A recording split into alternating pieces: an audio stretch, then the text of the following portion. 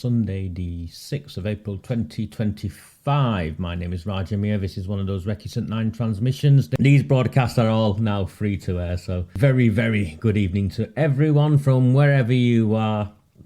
I'm forever amazed that people tune in and decide they want to spend their Sunday evenings with me. We've been at this for the best part of 6 years now, probably. I don't know how many years. Is it 3 years, 4 years? Probably about 4 years now. We at least were this Sunday evening became a ritual, and yeah, here we are.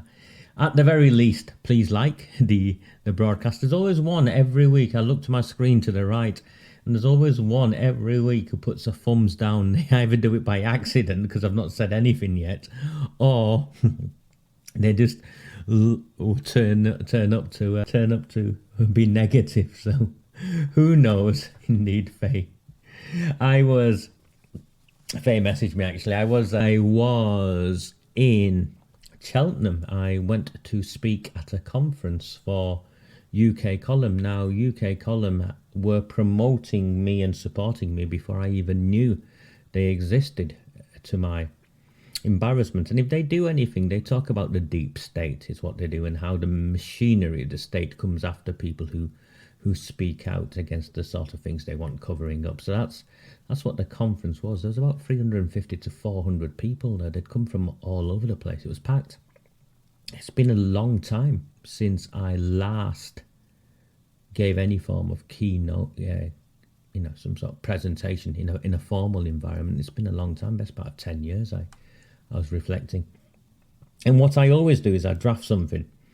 But I draft it because I was always taught that you should gauge the audience and adapt what you present depending on who they are, where they're coming from, and what their needs are. So you tailor it to your audience. So this was an audience I'd never met before. So I turned up and I spoke to people, and on the Friday night I'm redrafting my presentation. But it all went very, very well. Thank you so much, Jane. It all went very, very well. I'm sure they'll release it online at some point, and once they've released it, I'll share it with you. And what I realized whilst I was whilst I was sharing the work, and I'm looking around, and I genuinely get to see people's faces. Thank you.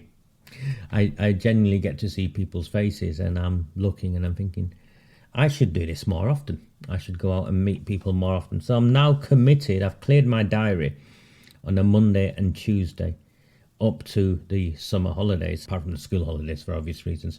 So up to August, I've cleared Monday and Tuesday. So if you belong to a group somewhere in the country, whether you're some sort of political group like branch of Reform somewhere in the country, or a branch of the Conservative Party somewhere in the country, or even a knitting club, as I described, or even a knitting club, I will come and present and do a live presentation. There'll be a speaker, and I can comfortably manage 2 hours with you anywhere in the country. The only ask I have is that there's enough of you for it to be worth my while. And when I say enough, at least a dozen upwards, and I'll travel anywhere, and you cover my fuel. No more than that.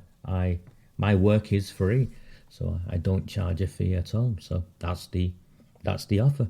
Cover my fuel, and I'll drive anywhere in the country and speak to you, as long as there's enough of you who are interested in really genuinely understanding this issue and these issues that I talk about. So hopefully some of you will take me up on the offer. Just email me, Raja, that's RAJA, at rajamiah.com. I'll type it in here so there's no ambiguity as to my email address, and I'll come over. So I'll find someone from Manchester messaged me earlier. Just drop me an email. I'll come over. It's no problem whatsoever. I'll enjoy meeting people. I'll enjoy meeting people. I enjoy talking to people. So, and I very much enjoyed getting out, really, and meeting with people who had never met before, and who'd never met me before, and how astonished they were at the story that I shared. So, no, Gary, answering Gary's question, it was worthwhile, Gary, all the way to Cheltenham and back. Now, my plans for this week a series of shorter broadcasts, because I've been watching the broadcasts, I've been watching back, and whilst there's 233 of you now with me, whilst there's 233 of you with me right now, thank you. When we play it back afterwards, people don't watch all of it, so I think what I'm going to try and do this week is a series of shorter sort of 45-50 minute broadcasts, an hour or so, and do it every night up to Wednesday night. So I've got something prepared for this evening, I've got something prepared for Monday, I've got something prepared for Tuesday, and of course there's the council meeting on Wednesday, so we might do a watch along followed by a transmission. That's my aim, so let's see how we get on. And I want to do a precursor to this evening as well, please, is I am going to at one point critique something that Rupert Lowe's put out, and I know some of you get very partisan over this sort of stuff, but I am fair to everyone. I think I try and be fair to everyone, and it's not criticism. If any, it's not even constructive criticism. I'm trying to help. I'm trying to be helpful. So to Rupert and his team, first of all, my apologies. I missed Rupert's call. He called me on Thursday lunchtime. I had a horrible migraine. I was sick, and I was picking my daughter up from school.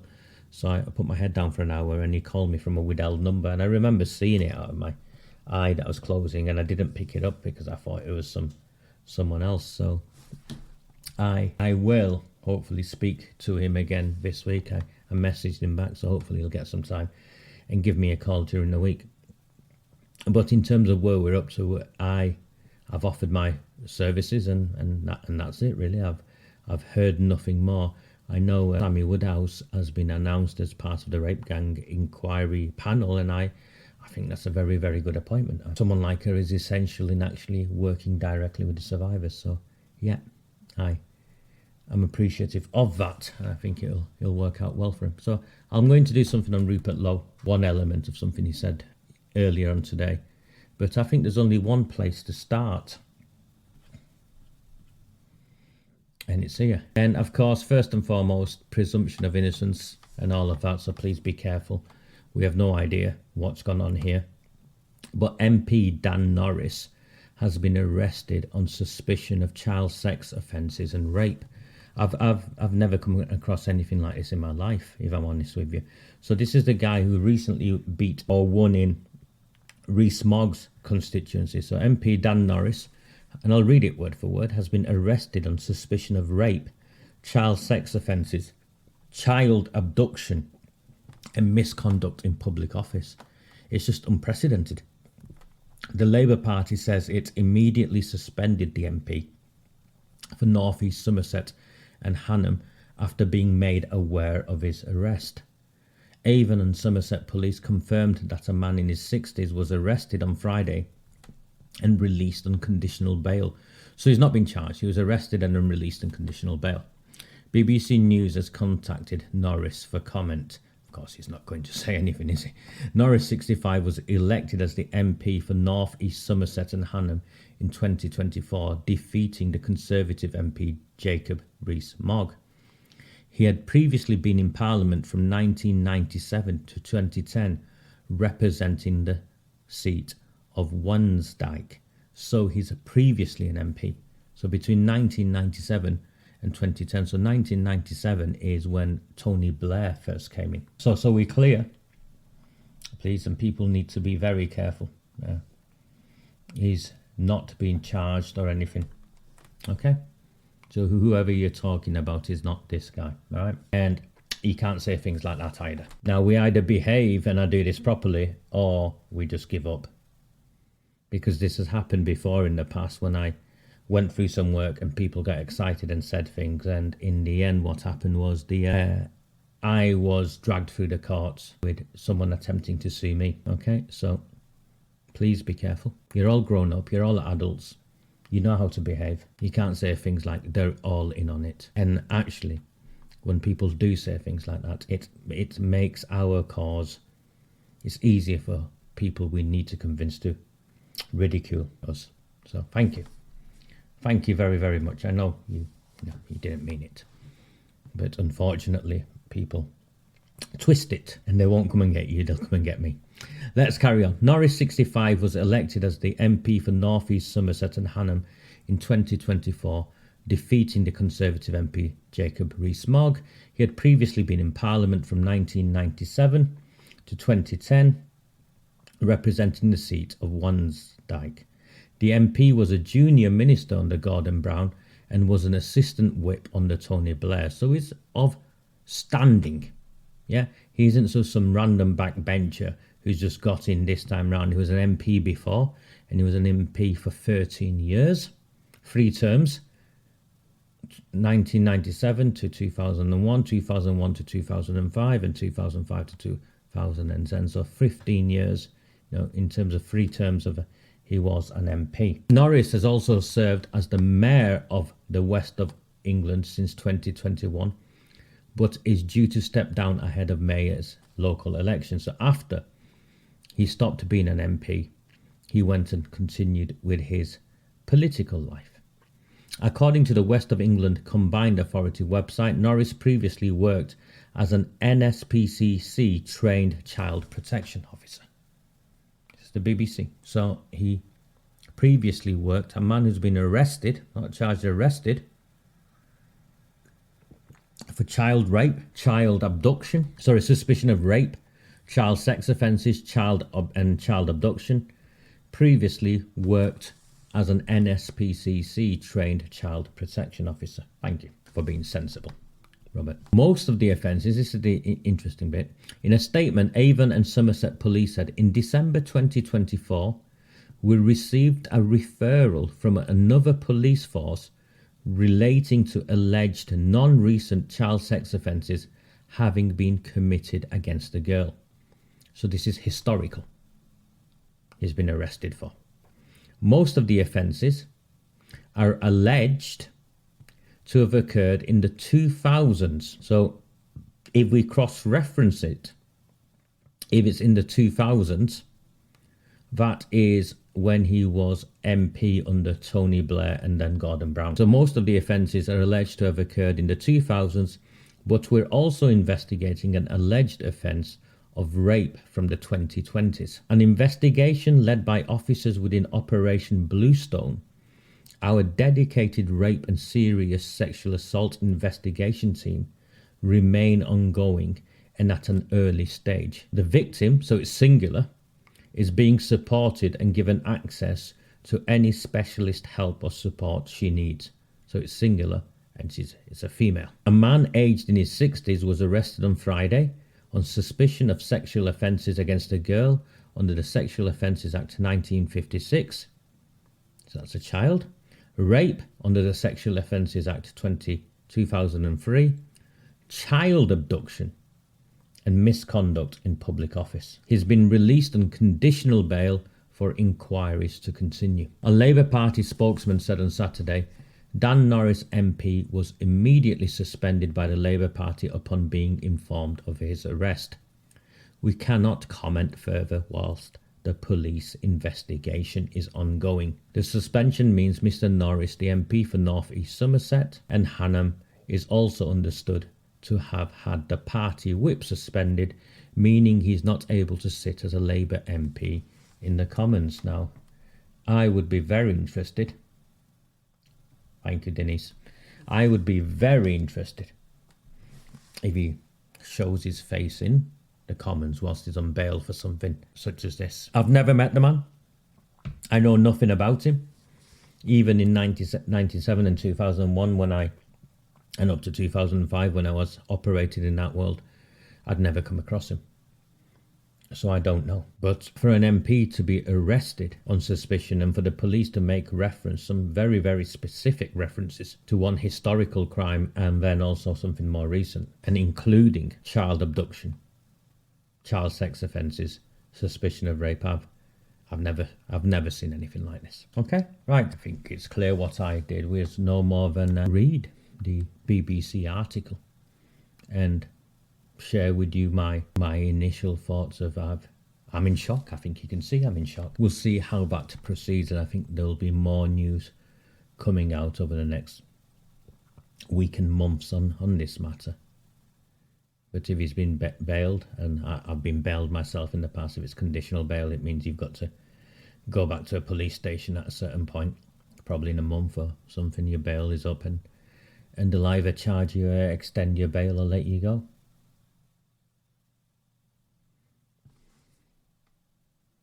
Okay, so you can't enter the parliamentary estate, as you understand. Okay, I think you can see.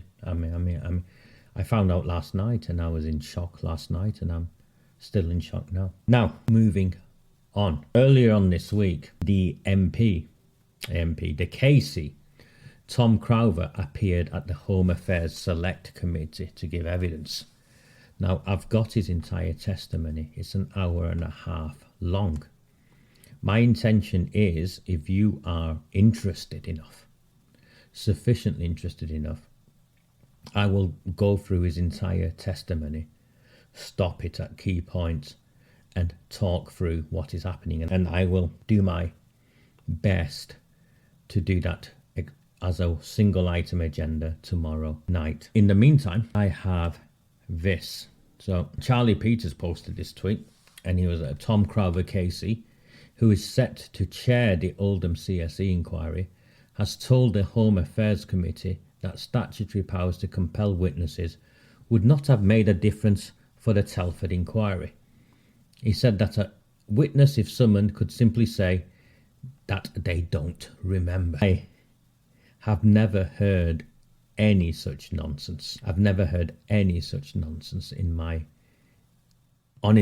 life in this field. If evidence is put in front of a witness, if emails that he has sent or she has sent or was sent to him or her, if minutes of meetings they were involved in, if victims or survivors give alternative testimony, a witness saying simply that they don't remember would incriminate them. So I'm increasingly not comfortable with what this man is up to. So he turned up to the Home Affairs Committee, and this is the BBC headline the day after, because the testimony he gave was just unbelievable. And part of his testimony was he phoned the Home Office. I think he phoned Jess Phillips or someone up, or text her or something, and asked, "Do you still want me?" Because after being announced as heading this up, it became very clear he was just another patsy. Now, I will play a video that the Conservatives put together, very well polished. It's only a couple of minutes, but I'll put that together. I'll play that, and then I will move on.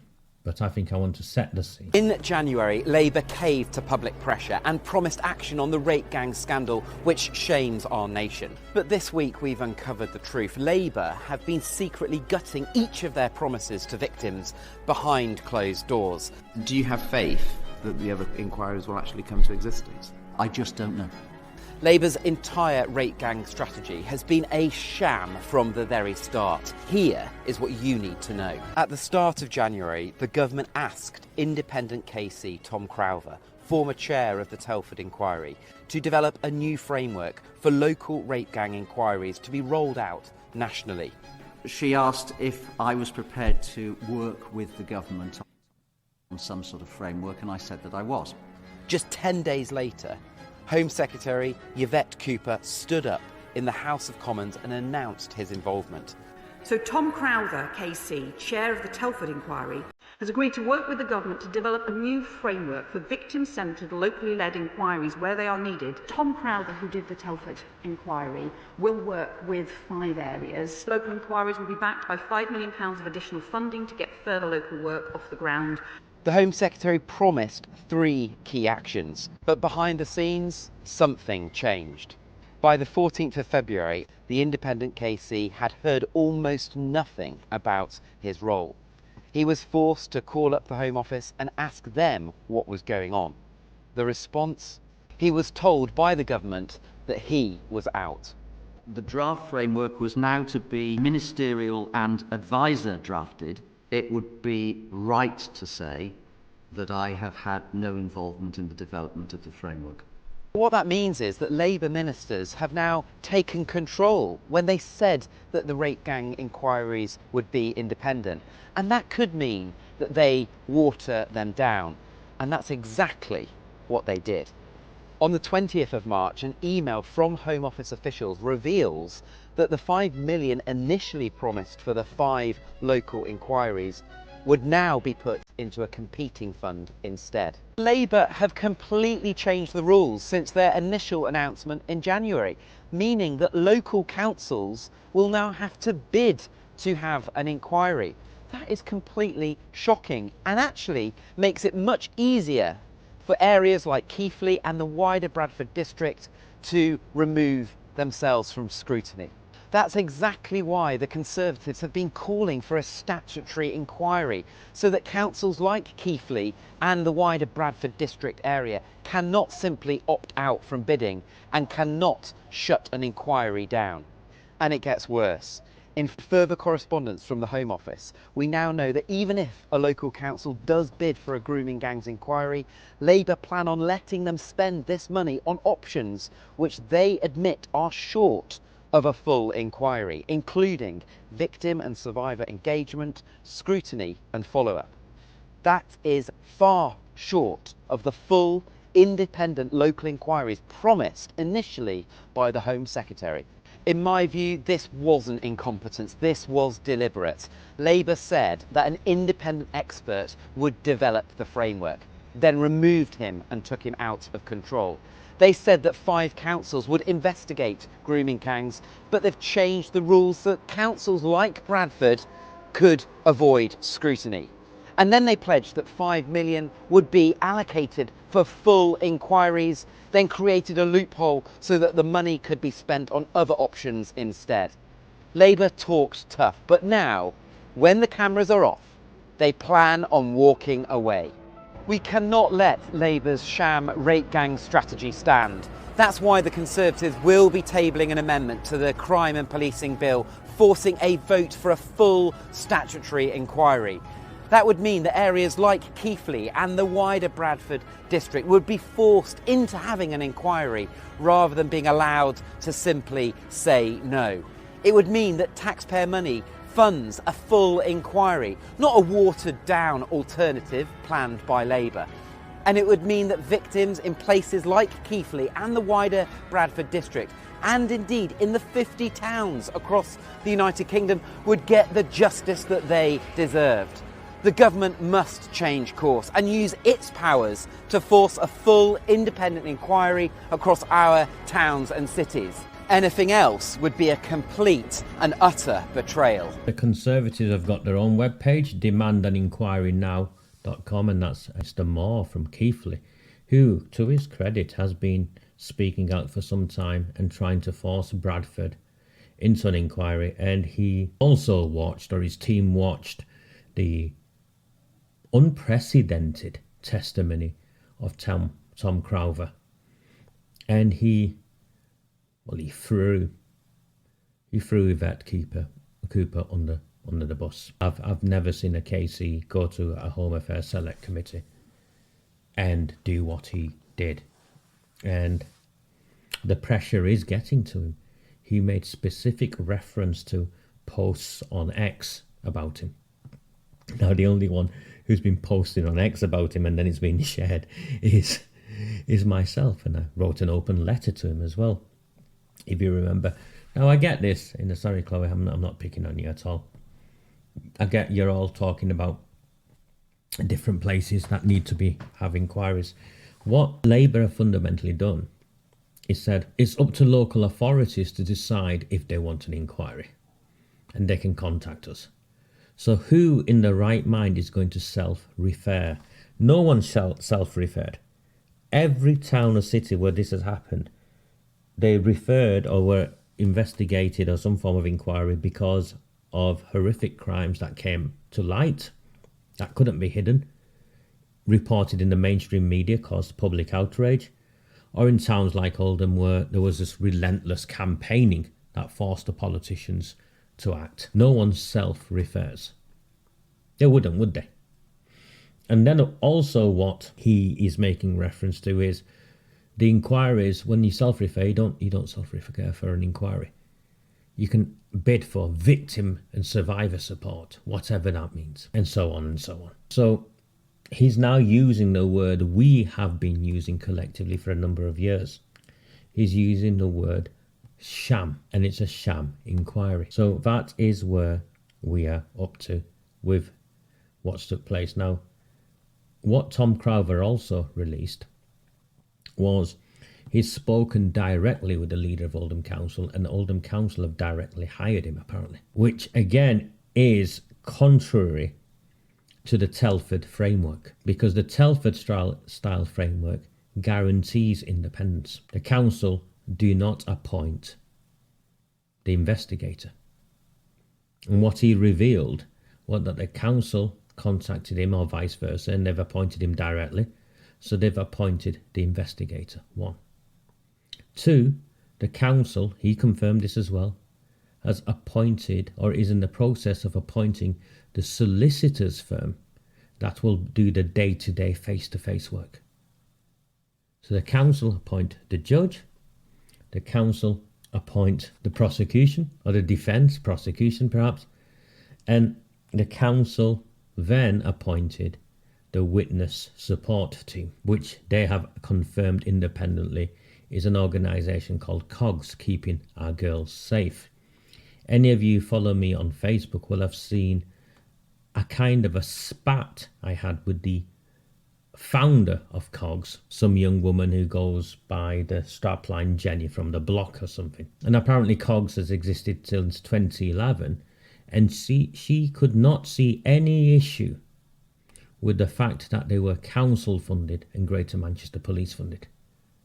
So the council has appointed as a witness support element of this inquiry COGS, an organisation they've funded for the best part of 15 years, who've never issued a public statement condemning the cover-up of the council failings or any of that. So the Oldham inquiry is increasingly looking like it's going to be rigged from the start, and it bears no resemblance to the Telford inquiry. There is a council meeting on Wednesday, and what should happen, particularly with the bit I go through next, is that the leader of the opposition, Howard Sykes, or the leader of the Conservatives, Max Woodvine, or the Pakistani sectarian, Kami G, whoever, should stand up and challenge that what they voted through was if the government rejected a public inquiry, then they were to commission a Telford-style inquiry.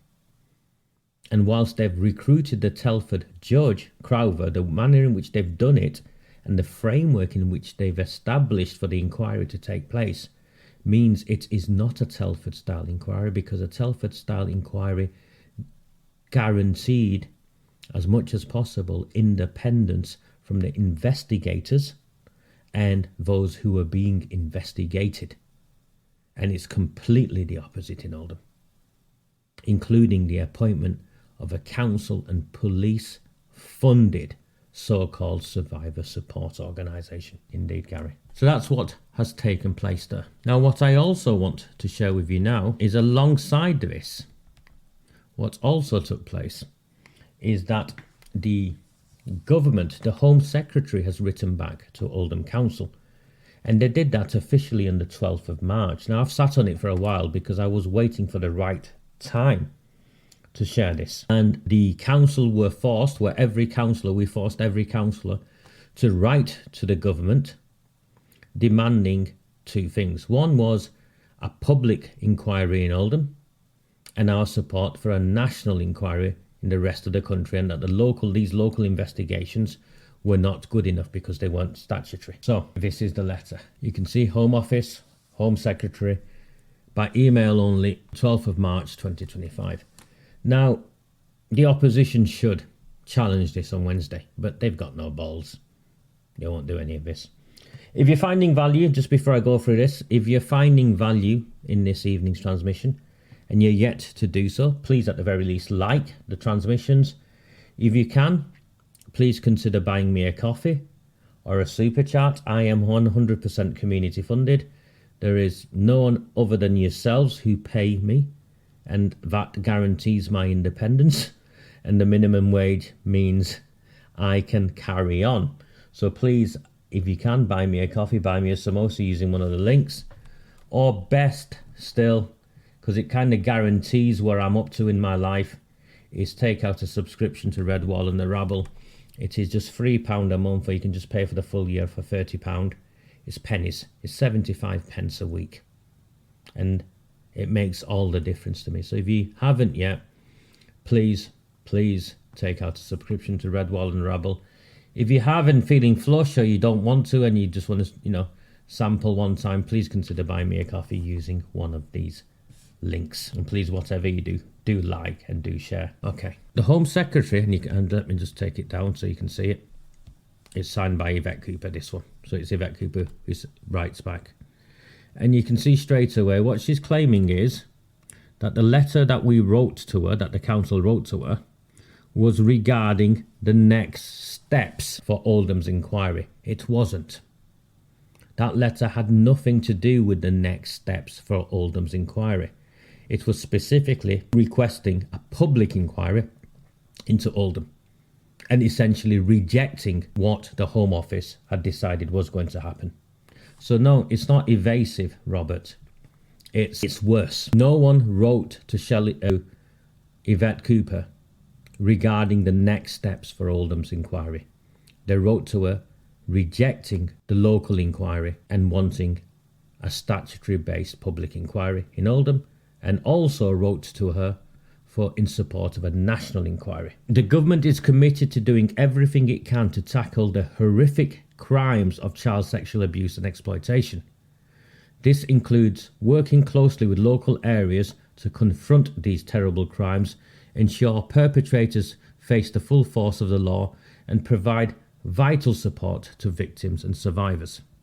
So straight away, you can see what is missing in that first paragraph. There is nothing there in terms of the government's commitment to holding to account those that failed the children, holding to account those who were complicit in the gang rape of these children, nor holding to account those involved in the cover-up. So you can see straight away it's already rigged. What they're saying it can't do, or they won't do. As you will know, the Safeguarding Minister recently met with victims and survivors in Oldham.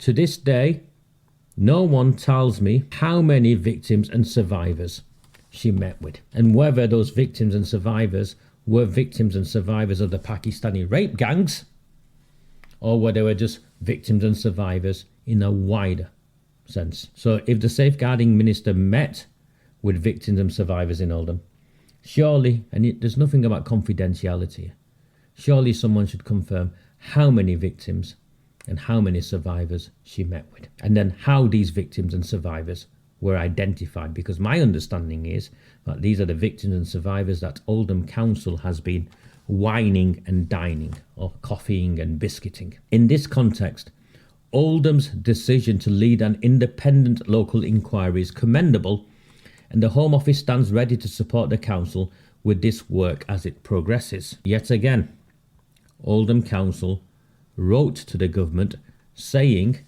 that the independent local inquiry was not of sufficient powers, did not have the sufficient powers, and they wanted a public inquiry. This woman is just, she's complicit in the cover-up, isn't she? As we have seen in examples including Telford and Rotherham, effective local inquiries can provide detailed context-specific insights and recommendations, driving real change at a local level. Rotherham's inquiry happened over 10 years ago. 2 weeks ago, last week, we heard how police officers had been arrested. There's a newspaper article I saw recently of counsellors being involved in raping these children. The context-specific insights and recommendations do not drive real change. They avoid justice and they circumnavigate accountability. This is why the government is developing a new framework for victim-centred local inquiries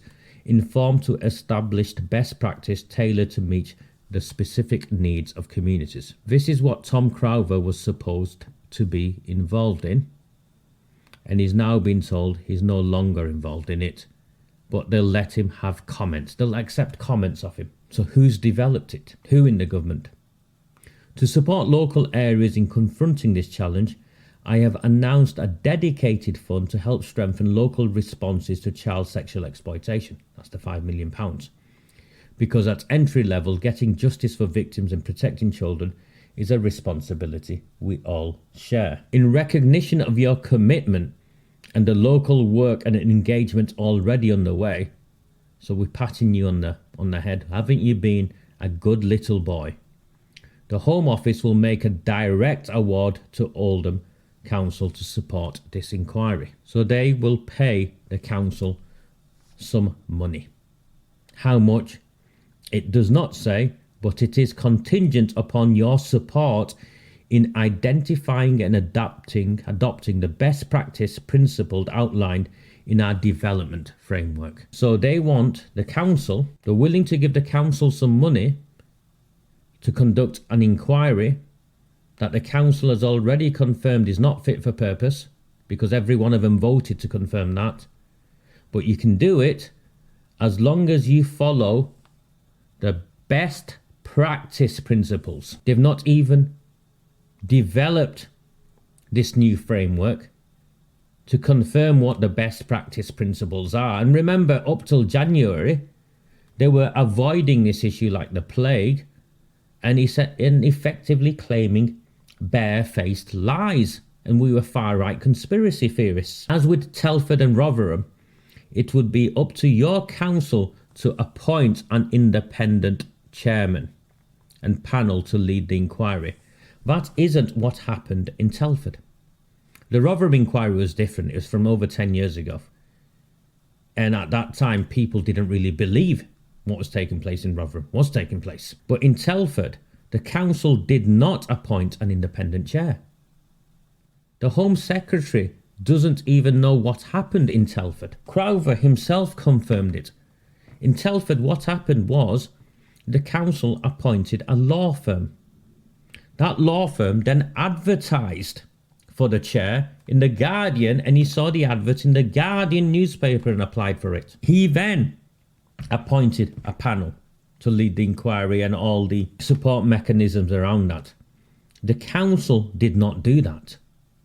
So the Home Secretary is either lying or she doesn't even know what took place in Telford. It is, isn't it, Salia? Up to the council to appoint an independent chair and panel. Well, as soon as he's appointed or she's appointed, he's not independent. They're not independent if the council's appointed them. This will be important in sending a clear signal to victims and survivors and their families that Oldham is fully committed to a transparent and victim-centred local inquiry. Well, it's already clear Oldham isn't committed to a transparent and victim-centred local inquiry. And I'll give you another reason why. A number of weeks ago, survivors started coming to me and their families. One in particular that I trust implicitly, and shared with me how the police had started stalking her daughter, who was a survivor. He'd come unannounced to the house, knocked on the doors, and left messages. The messages included detailing how he had seen her in a pub and knew who she was. That's right, Greater Manchester Police are going around in the lead up to this stalking survivors. I've seen the text messages and I couldn't believe what I was reading. I've seen you in this pub at this time. I know who you are. I'd like to talk to you. Tell me I'm lying, Andy Burnham. Tell me I'm lying, Arood Shah. That's exactly what that is. Sorry, Anne, it's not shocking. That's terrifying. Simultaneously, the government is drawing up a duty of candour as part of the long-awaited Hillsborough Law. We are committed to strengthening the accountability mechanisms that can support and follow up local inquiries. Hold on a second. A duty of candour means they have a duty to tell the truth.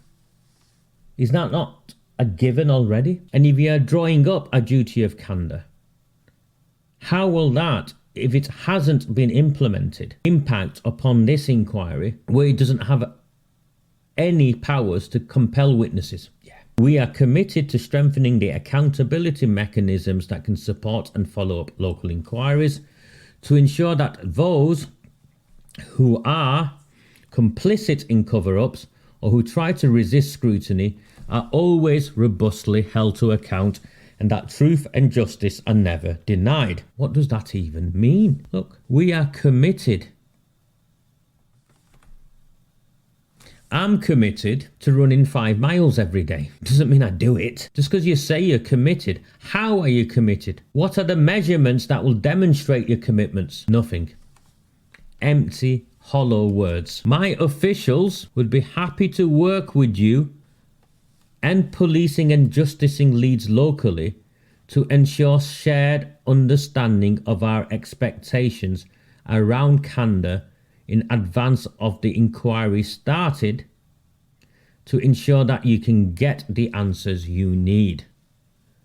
So we're happy to work with you so you can get the answers you need. Not to uncover the truth. We're happy to meet with you and the police and justice leads, whatever they are, and coach you so you get to the outcome you need. More broadly, since my statement on the 16th of January, the Home Office has been engaging closely with local authorities and relevant stakeholders on the design and delivery of the National Fund to support locally led work in this vital area. Now we know that's nonsense because they make no reference to the local authorities. Who are they? Which local authorities? We have heard clearly that local authorities would benefit from support for a wider range of work to tackle group-based child sex exploitation and abuse, including addressing historic issues beyond establishing a full independent local inquiry. So that is the fudge. Give us some grants to do something else. We are therefore developing a program which can support both local authorities like Oldham who want to launch these types of inquiry and those who want to take on more bespoke work, including areas in where inquiries have already taken place. Where have inquiries already taken place? A handful. For example, through establishment of local victims panels. I'm sure keeping our girls safe are relishing the prospect of some more money going their way. Conducting locally led audits into the handling of historic cases. This will enable areas to conduct meaningful work to deliver the truth, justice and accountability that victims and survivors deserve. What she is proposing will not deliver the truth, justice and accountability that victims and survivors deserve. Unless victims and survivors deserve more cover-ups. Finally, it is imperative that local leaders ensure that victims are fully aware of and can utilise the expanded right to review, which will now cover all cases of child sexual abuse and exploitation, no matter when they took place. So you can go down that rabbit hole, go down that dead end, and nothing will happen. Because who's going to investigate? Where investigations into allegations of child sexual offences have been closed with no further action, victims will be able to refer their cases to the Independent Child Sexual Abuse Review Panel through a dedicated email. Now, the question I would have of this Independent Child Sexual Abuse Review Panel, if it's existed for some time, is that how many cases has had referred to them, and how many cases, as a consequence of referrals, have been reopened and led to prosecutions, successful prosecutions. If I was a betting man, I'd say 0. This initiative aims to ensure that all victims have the opportunity for their cases to be thoroughly reviewed so that the truth can be pursued and justice can be served. Bullshit. As you will know, I have also appointed Baroness Louise Casey to lead a national audit of existing evidence on group-based CSE offending in order to gain a comprehensive national understanding of the scale, nature and characteristics of these crimes that work is well underway and will report back in due course. No, it was meant to report back in about 10 days' time, because she omits it here. Look, the national audit was meant to be rapid, and 3 months was the date the Home Secretary herself set. The terms of reference have been published and a copy is attached. Well, that's got nothing to do with what the council was forced to write to the Home Secretary about. Local leadership is crucial in driving meaningful change, and I would like to express my sincere thanks for your ongoing dedication to addressing these devastating crimes. So she completely avoided saying no. Oldham Council wrote to the Home Secretary, we followed due democratic processes, an emergency council meeting, motions and amendments. Every councillor in that chamber unanimously votes to write to the Home Secretary wanting a public inquiry. The Home Secretary writes back and does not even do us the courtesy of saying no. She is treating everyone in this town and everyone across the country who cares about this issue as fools. And at Wednesday's council meeting, this issue should be raised by your democratically elected opposition councillors. In fact, it should be raised by the Labour Party leader Arud Shah, who should be outraged. The MP should have said something. McMahon, Abrahams, but we now know they are all complicit. They are all working together. The letter that went out from Shelley Kipling, remember, wasn't even a letter.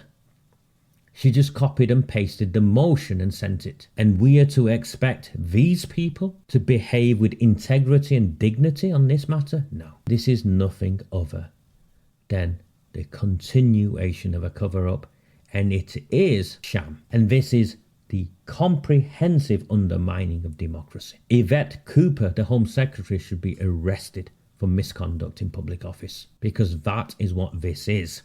Misconduct in public office. When you are elected into positions of power, you do not get to decide what you can and cannot do. Because if you do get to decide what you can and cannot do, that is not democracy. That is tyranny. It is, Denise, a bigger sham than Burnham's sham. So, what happens next? I don't know what to say to you. The Home Secretary has just abused her position. We forced the council to write to her, demanding a public inquiry and in support of a national inquiry.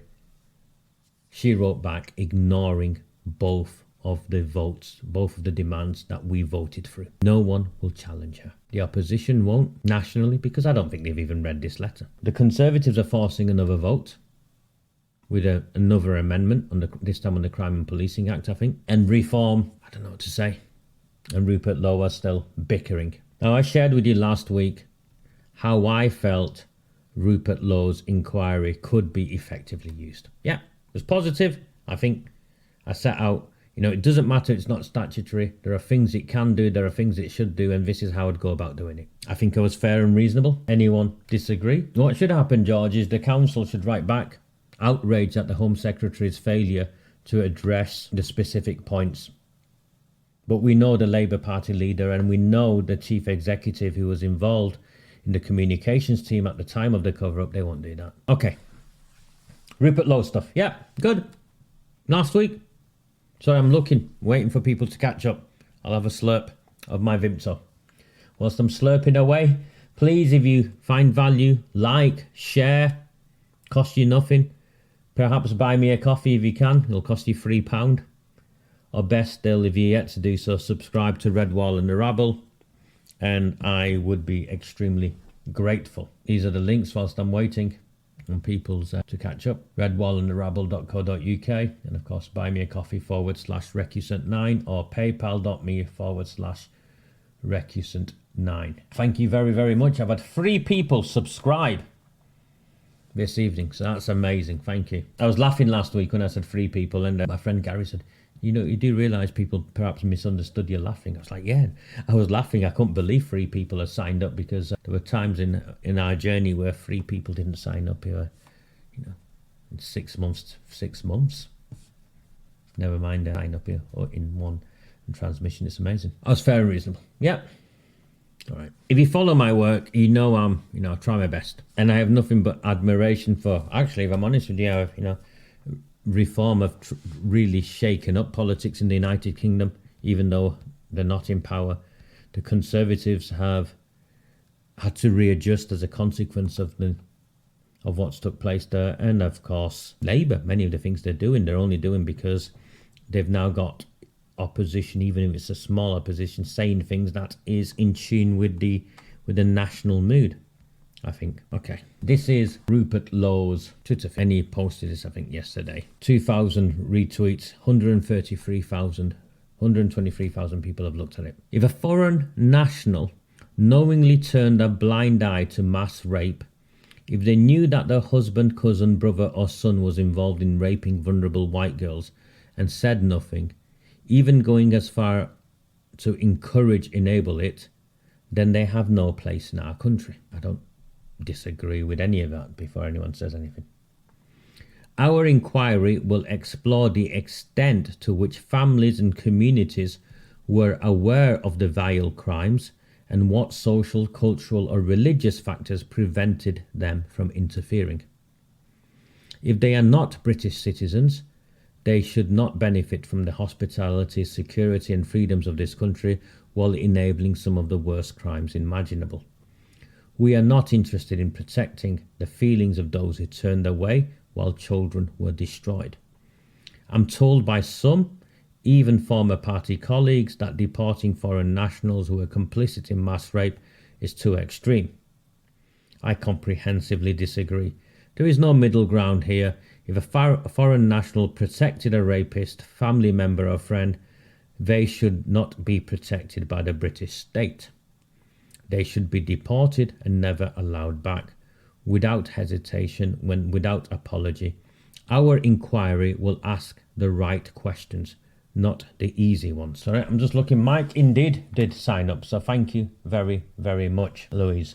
Thank you. I'm not playing at this, Chloe. I think I've made clear 6 years of my life, risked imprisonment, faced death threats. There's still Islamist nutters trying to take me out to this very day, protected by Andy Burnham's Greater Manchester Police. And I think it's very clear that there are people who are jumping on this issue, and I'm happy that they are, because the more the merrier. But I believe, an expertise. On this, I want to help Rupert. I want to help his team. And when I read things like this, he's not got a statutory inquiry. Yeah, no powers to compel witnesses, no powers to go after evidence. We know our weaknesses. So when we know our weaknesses, we play to our strengths. That's what I was always taught. So we know without cooperation, there's no truth. And that's the core problem with Rupert Lowe's grooming gang inquiry. So when he announced his intention to launch an independent inquiry into the grooming gang scandal, you, me, thousands of us, tens of thousands of us welcomed it as a much needed alternative to years of whitewashed investigations. I just showed you a whitewashed investigation involving the Home Secretary and Oldham Council. Much needed alternative to political cowardice and establishment complicity. And for those of us who have spent years fighting to expose these crimes and the institutional silence that enabled them, any attempt to drag the truth into the light deserves attention. But scrutiny must follow closely behind. So Rupert Lowe said this, and it hurt me. Honestly, it hurt me. And not because I disagree with deporting criminals or anything. I don't. He said, our inquiry will explore the extent to which families and communities were aware of the vile crimes and what social, cultural and religious factors prevented them from intervening. So on the surface, this is the kind of question we've been begging public bodies to ask for over a decade. Back the layers of denial, fear, political correctness, and confront the uncomfortable truth. These grooming gangs, these networks, they did not operate in a vacuum. They thrived in specific communities and are released an article this morning and I posted on X and on Facebook how Pakistanis are 4 times overrepresented. And that's the police stats, not mine. So they thrived in specific communities. We know which communities they thrived in. And they depended on silence, cultural codes, religious interpretations, misinterpretations, and of course tribal loyalty to protect them. But here's the core contradiction. He's saying his inquiry will uncover all of that. Yeah, you can't investigate what you can't access. The inquiry wants to explore what communities knew and why they didn't act. These are of course vital questions, but to answer them seriously, the inquiry needs 1. First-hand testimony from within those communities. 2. Willing participation from individuals who may fear social ostracism at best, reputational damage or even violence, and a level of introspection and honesty that the British state, media and community leadership have all failed to demand. Let's be clear. Without meaningful cooperation from the perpetrator community, and I don't mean the Pakistani community in its widest, but the subsection, the perpetrator community, this line of inquiry risks becoming, at best, partial and at worst, performative. Grandstanding. Nothing. You can't investigate what you can't access. And please, I'm pausing here because I'm supportive. I want to help. And when I read that, I started to panic because you can't investigate what you can't access. And please, tell me if I'm being unfair. So what happens if that cooperation never comes? No honest answers about what families suspected or knew. No real insight into whether imams, elders or community figures discouraged whistleblowing. No accountability for those who enforced the silence, whether through religious authorities, social pressure, intimidation, whatever. The inquiry becomes a mirror, reflecting only what outsiders see or survivors report, not a window into the internal dynamics that allowed these crimes to flourish. Do you understand what I'm saying? The political sensitivity that always shuts this down. This is where most officials and academics' efforts stop cold. They fear that asking difficult questions of the perpetrator community risks accusations of racism, Islamophobia or cultural insensitivity. Rupert Lowe claims his inquiry will go there, and that raises the hard, unavoidable question. What mechanisms will be put in place, has he put in place, to earn or force that cooperation? Because without it, this part of the inquiry, this promise, this pledge, becomes more of a moral stance than an investigative process. Again, tell me if I'm being unfair. Over £500,000 have been raised. Many of you have donated and I support every one of you. And I support this inquiry because I made it clear last week how it can succeed. If the goal is serious truth finding, and it wants to achieve this, the panel must appoint credible Muslim or Pakistani or whatever voices that are trusted in those communities onto the panel. So people with the standing to speak from within, not as outsiders. I'm not on about me, by the way. If he wants to achieve what is claimed, you've got to have credible people from within those communities on the panel who have the standing to speak from within, not as outsiders. It needs to offer robust protection for those who do come forward. I'm telling you as someone who they've tried to kill for speaking out. And I spoke in the generic. You're asking for people to speak out against their brothers, their fathers, their uncles. On record. Come on. I've shared with you those who I know have spoken out. In one of the most prolific cases are in protective custody. Their identities have been changed and all of that. How can you offer robust protection? You can't, can you? And you should. If the goal is serious truth finding, publicly acknowledge the likelihood of non-cooperation and explain how the inquiry will still attempt to fill those gaps responsibly, rather than gloss over them or demonize an entire community. Let's be brutally honest. We already know that victims tried to speak out and were ignored. We already know police and councils were afraid of being labelled racist. We already know senior officials looked the other way to protect community cohesion and electoral interests.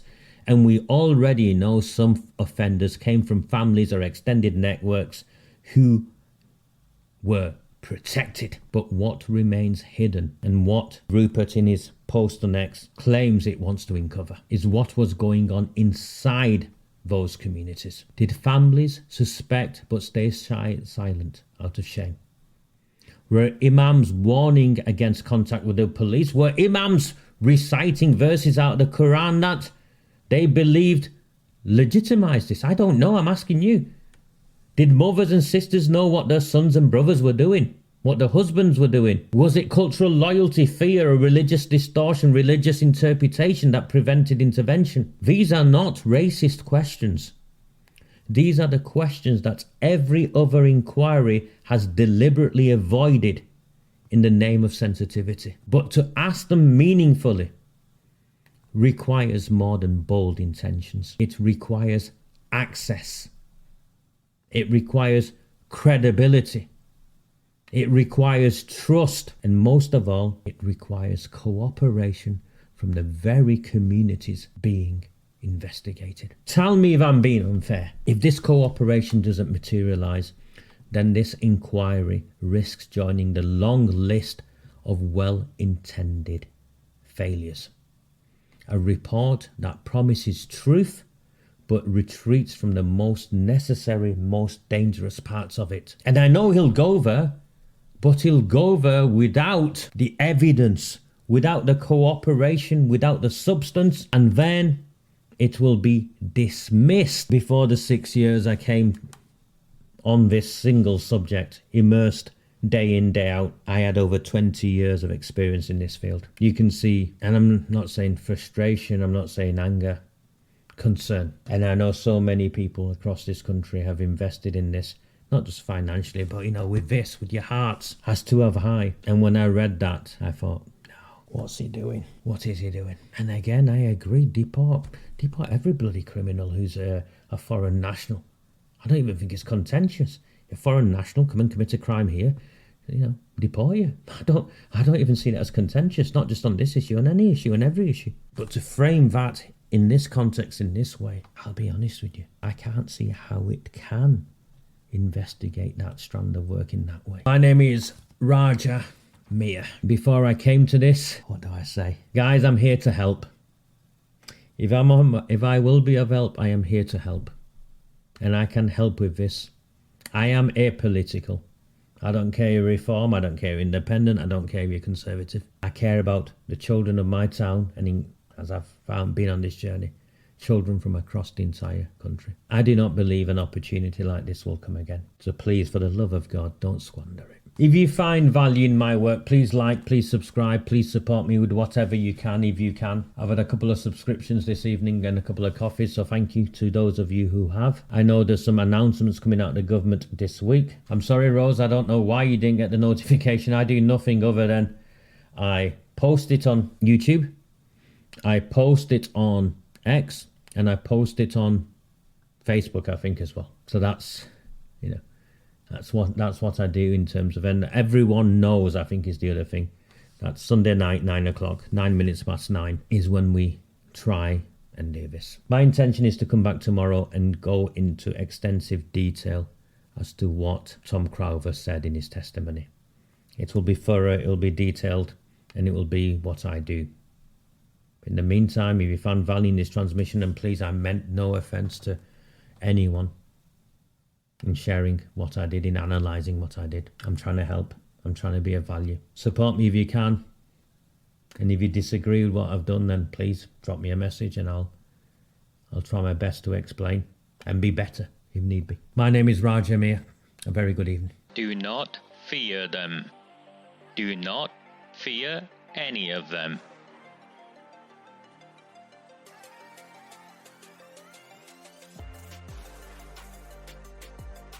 Do not fear them. Do not fear any of them.